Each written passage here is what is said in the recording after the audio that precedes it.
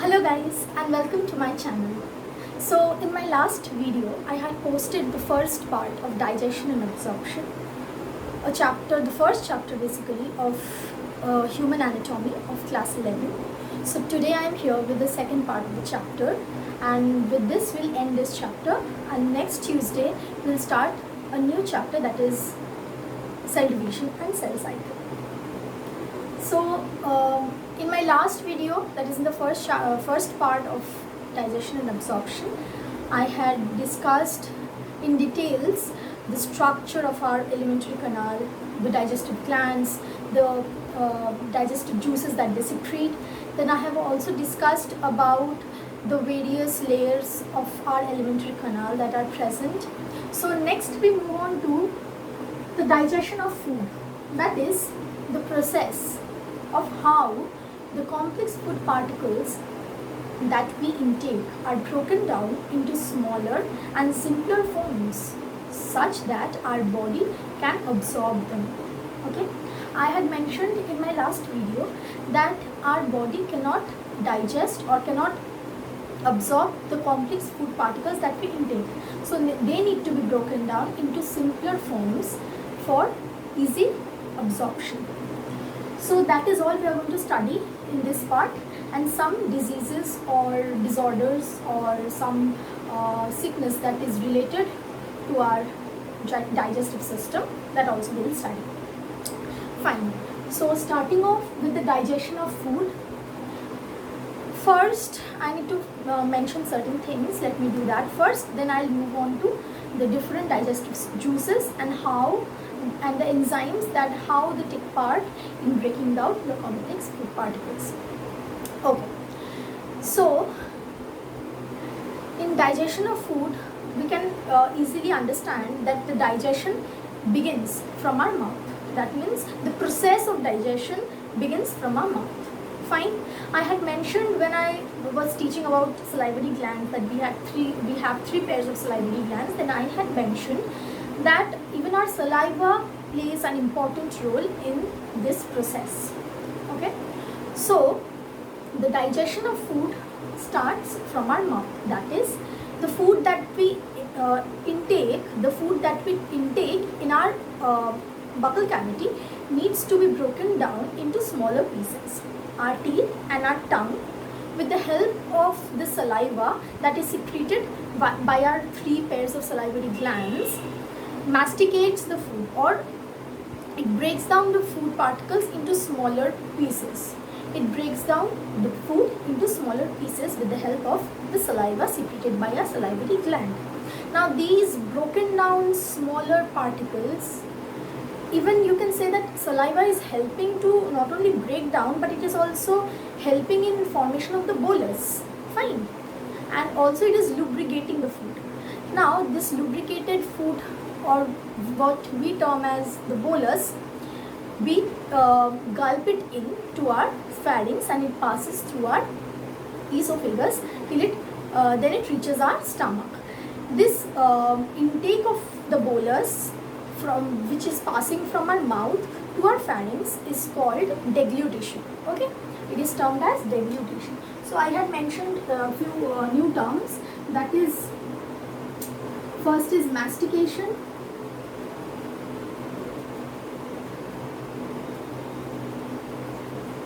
bolus, and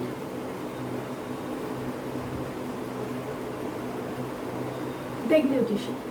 Okay, so what is mastication? Mastication, what I said, is the breaking down or the chewing of the food particle with the help of our tongue, our teeth, and the saliva that is secreted by our salivary glands. The broken down particles that are formed, that is passed from our mouth or our buccal cavity to our pharynx, is the bolus. Okay, and this process of moving of the bolus from our buccal cavity to our pharynx is called deglutition. Now our entire esophagus has constricted and relaxed portions, like what I had explained last day. We have our entire esophagus have a constricted and a relaxed. Again, a constricted and a relaxed alternative constrictions and relaxations, which look similar to that of the internal part, looks similar to that of a pipe, you can relate. So when our bolus, after deglutition, when the bolus moves through our pharynx and our esophagus, through these constrictions, this process is called peristalsis. What is it called? It's called peristalsis.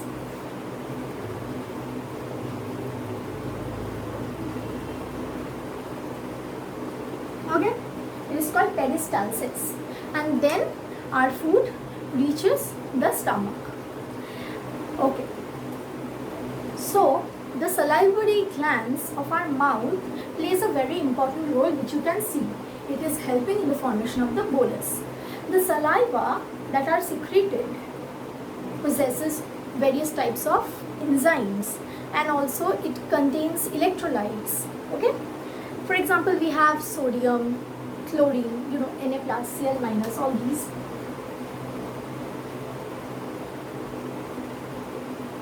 Okay, then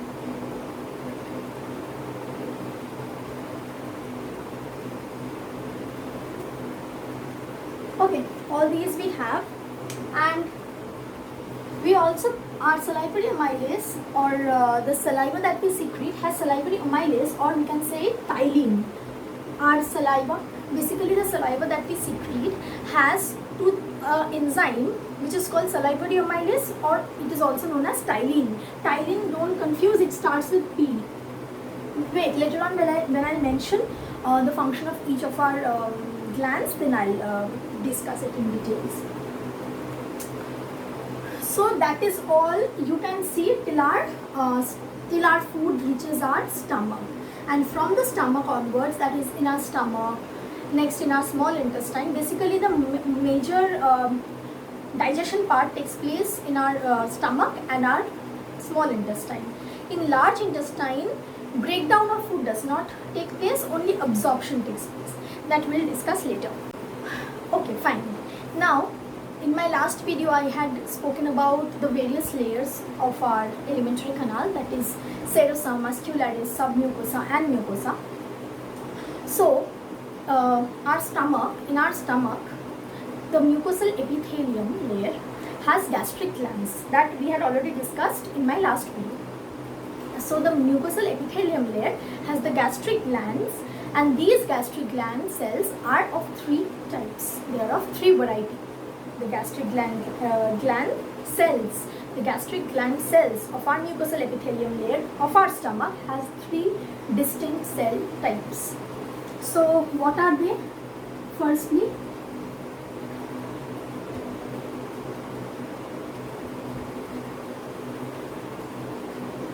mucus neck cells. Mucus neck cells. Okay. Now these cells secrete mucus. Secondly, we have peptic cells, or which are also known as the chief cells. They secrete proenzyme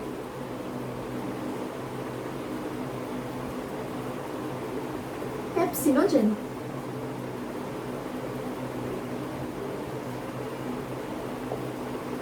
And lastly, we have our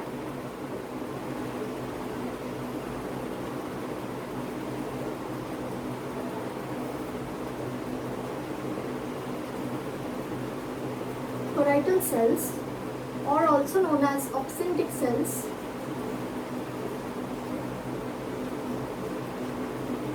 They secrete HCl and other intrinsic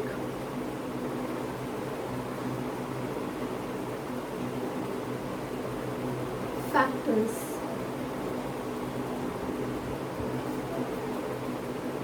And these intrinsic factors are essential for the digestion of vitamin B12.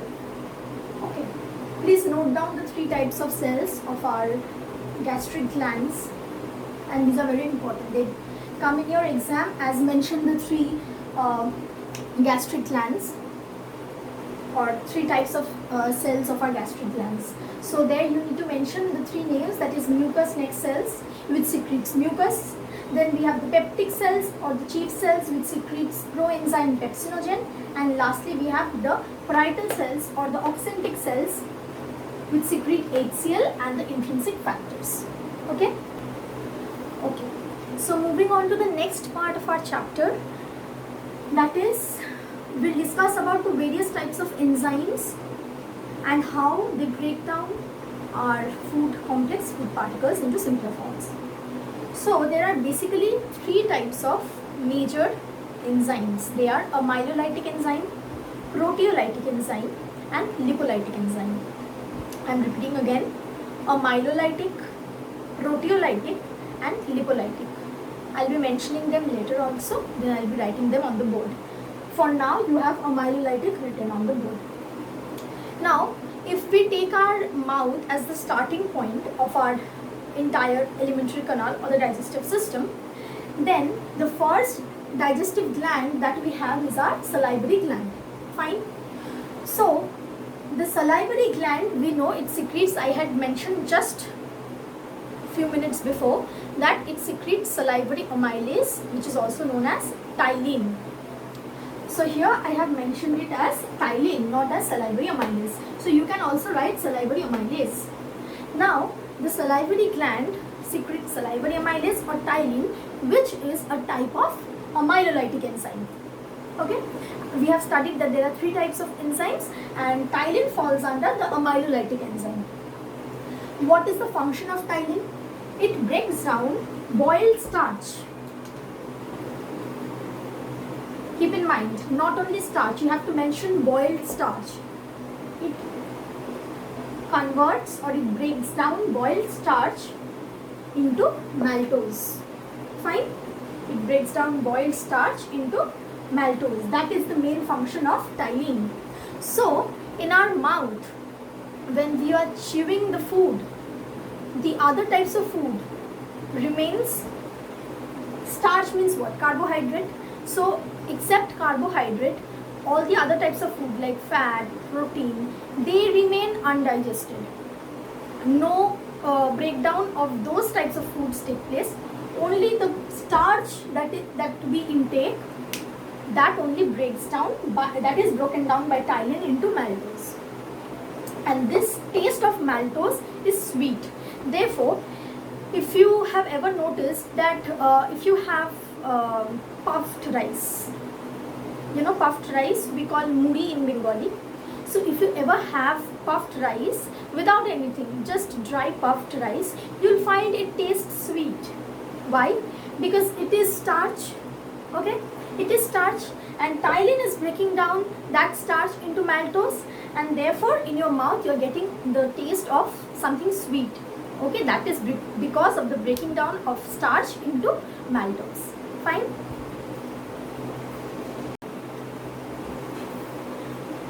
Now we'll study about pancreas and the enzymes they secrete and how they help in breaking down of food. So pancreas secretes all 3 types of enzymes, that is amylolytic, proteolytic, and lipolytic. For amylolytic, we have amylase. Okay, the enzyme is amylase. Now this amylase breaks down boiled as well as unboiled starch. Boiled as well as unboiled starch. Keep in mind, boiled as well as unboiled starch into maltose or isomaltose. You have to mention both, either maltose or isomaltose. So the amylolytic enzyme of pancreas is amylase, and amylase breaks down boiled and unboiled starch into maltose and isomaltose.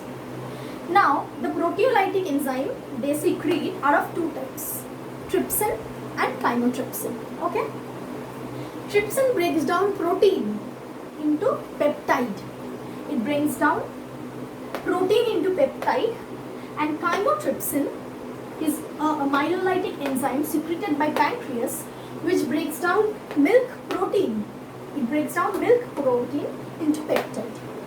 So trypsin only breaks down protein while chymotrypsin breaks down milk protein, but both gives peptide. So this is the amylolytic enzyme, that is amylase, and proteolytic enzymes trypsin and chymotrypsin. I did not have much space to write the lipolytic, so just copy this down, then I'll rub it out and I will write the lipolytic enzyme that are pancreas secretes.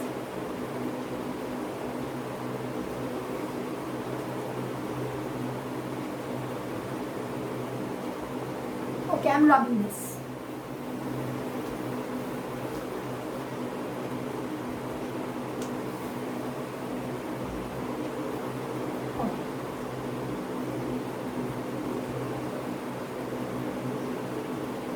The lipolytic enzyme, which is secreted by our pancreas, breaks down fat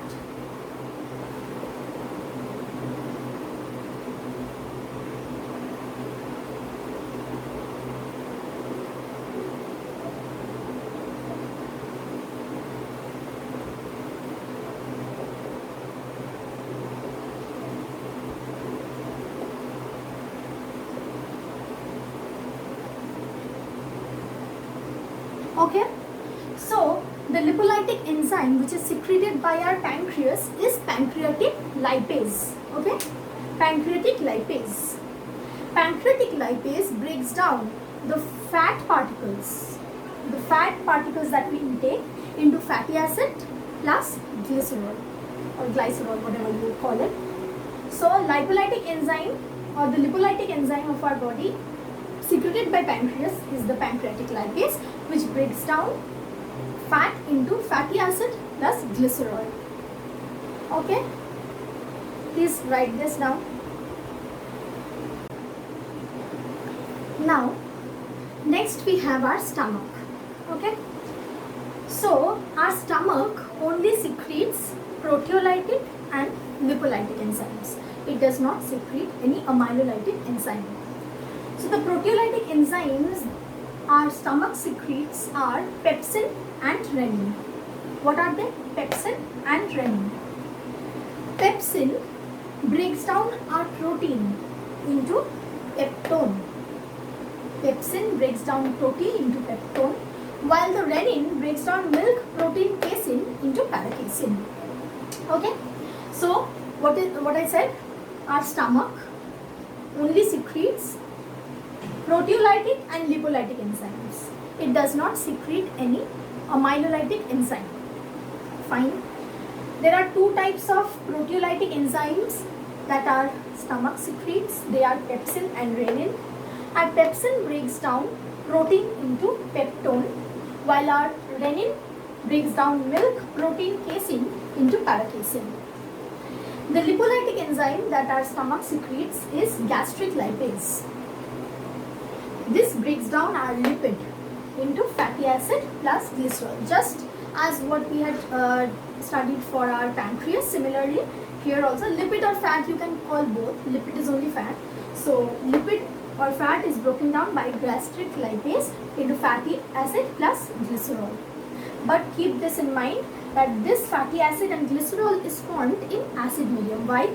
Because HCl is secreted by your stomach, we know. So the medium there is acidic. So fatty acid and glycerol is produced in our stomach by the breakdown of lipid with the help of gastric lipase, which is a lipolytic enzyme of our stomach in acidic medium. Okay. Lastly, we have our intestine. I know I have written very small letters. Whether it's visible or not, I don't know. If you want, you can just pause the video. I'm just moving aside. You pause the video and you can note it down, because this will help you. I have actually written it out as reactions. Okay, so in your NCRT, it's just written in paragraphs, which is very difficult to understand. So I have, from salivary gland itself, I have tried to make it into reactions which is easier to memorize, which will be easier for you to memorize. So it's better you note it down. Okay, I'm just moving aside. Take a screenshot or just pause the video and note it down.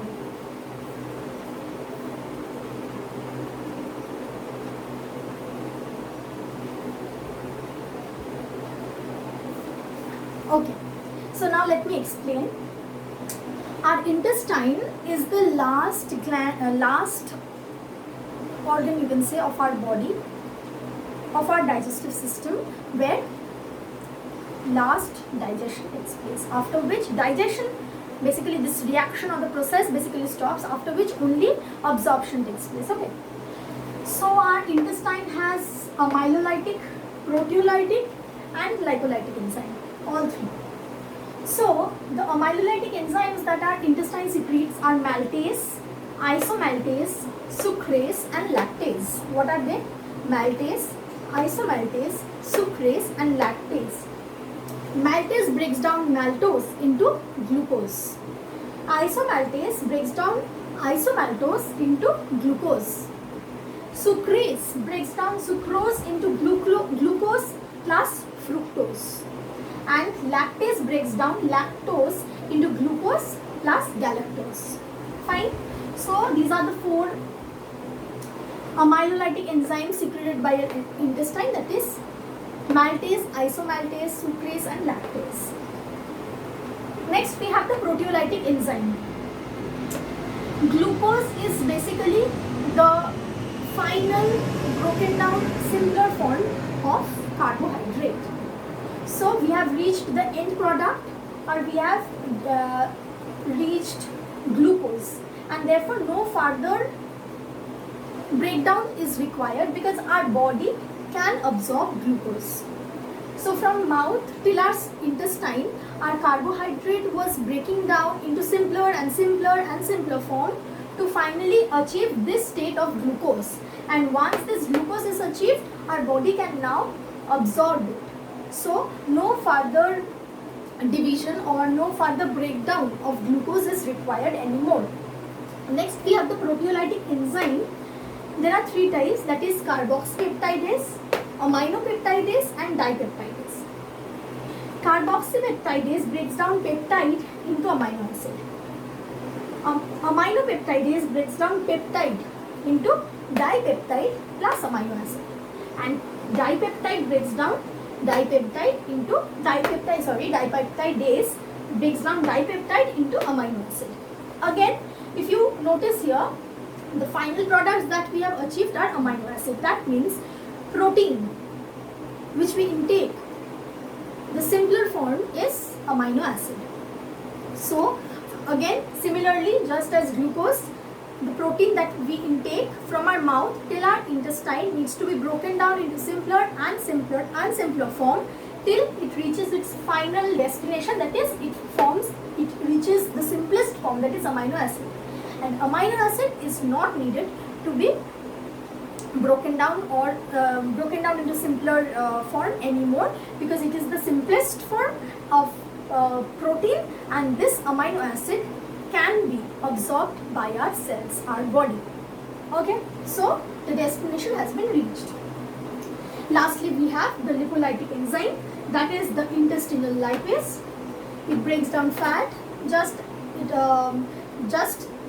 what happened in our stomach and also in our with the help of pancreatic juices.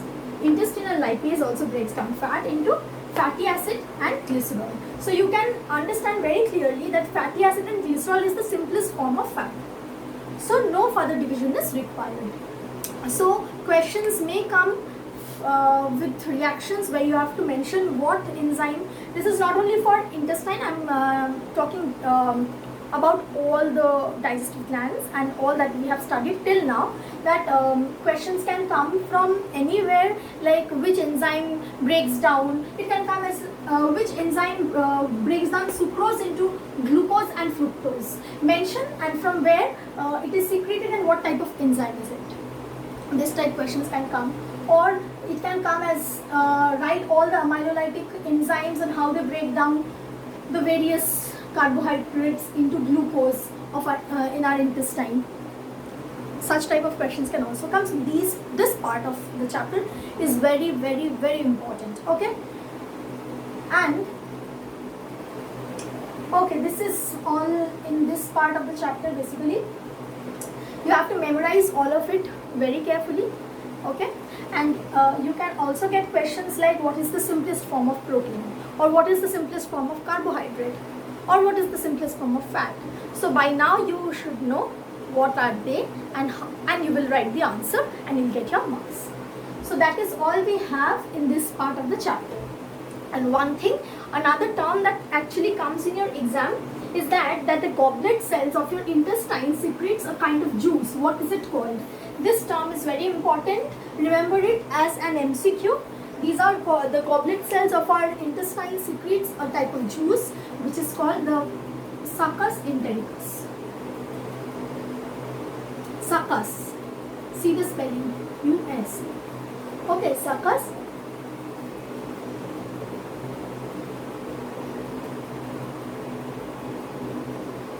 This is very important, this term.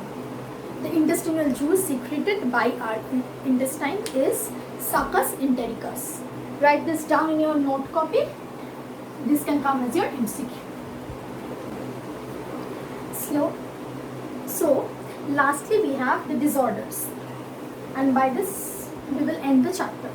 So the disorders which are related to our digestive system are jaundice, vomiting, diarrhea, constipation and indigestion. Maybe not jaundice, but the others, you are familiar with the others, and sometime or the other in your life you have gone through all of them. Okay, so starting with jaundice, what is jaundice? Jaundice mainly occurs because of when our liver is affected, okay, and then our skin, our eyes, they all appear to be yellow.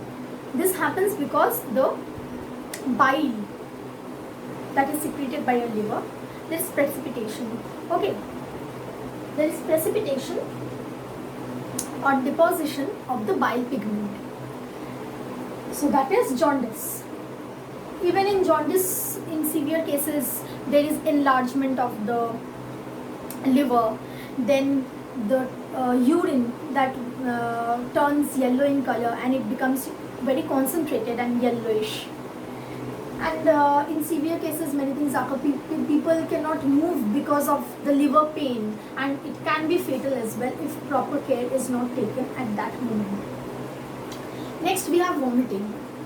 Vomiting, we all of us know that it is nothing but the ejection of the stomach food, okay, through our mouth. In a reverse process, obviously.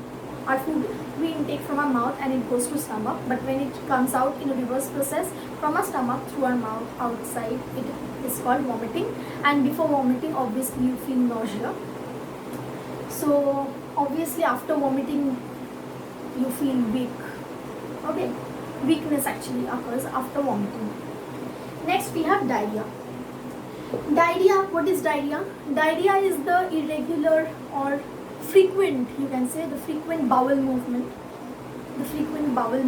And you can obviously notice the increased liquidity in our bowel. Okay, this happens because our body cannot absorb the food, and therefore there is increased liquidity in our food particles. The thing that we excrete out, the bowel has more liquid. Constipation. Okay, next we have constipation. In constipation, what happens is the feces are retained back in the colon. This is because of the very irregular movement of our bowel. And constipation is very painful also. And so constipation is something which happens when our feces or our bowel is retained back in our colon. And lastly we have indigestion. Indigestion we are all familiar with. It happens when we cannot eat much food. We have a feeling of fullness. We lose appetite. Okay, this happens because of anxiety. Sometimes because of less secretion of enzymes in our body. Okay, digestive enzymes. Then it also happens because of food poisoning, or you can say when we have very spicy food, indigestion happens.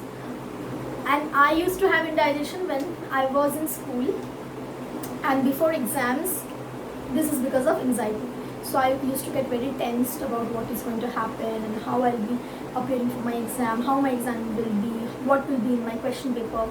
So because of all that, I used to get anxious about it, and then indigestion. So for various people, for different people, different types of reasons are there for indigestion. Some of them which I mentioned are anxiety, obviously, in food poisoning, less secretion of enzymes, and yes, eating extra spicy food, which all of us do and also face. Because when we eat, we don't remember that we can have indigestion. Then later on, we face indigestion. Anyways, so this is all that we have in the chapter, and by this we come to the end of the chapter. If you have any doubts, you want me to re-explain any portion, please don't hesitate to write it down in the comment section. I will obviously explain it in my next video. And for class 11s, next Tuesday I'll be bringing my next video on the chapter cell cycle and cell division. And so if you want, you can go through the chapter, and I'll be explaining in my next class. And from next Thursday onwards, maybe if I can, I'll start off with the class 12 video. So please subscribe to my channel before ending the video. Hit the bell icon so that you are notified every time I post a new video. Hit the like button, share and comment down how you like the video. Okay, and you obviously know I post videos every Tuesday and every Thursday of class 11 and class 12 biology. So meet you in my next video. Okay, till then, bye.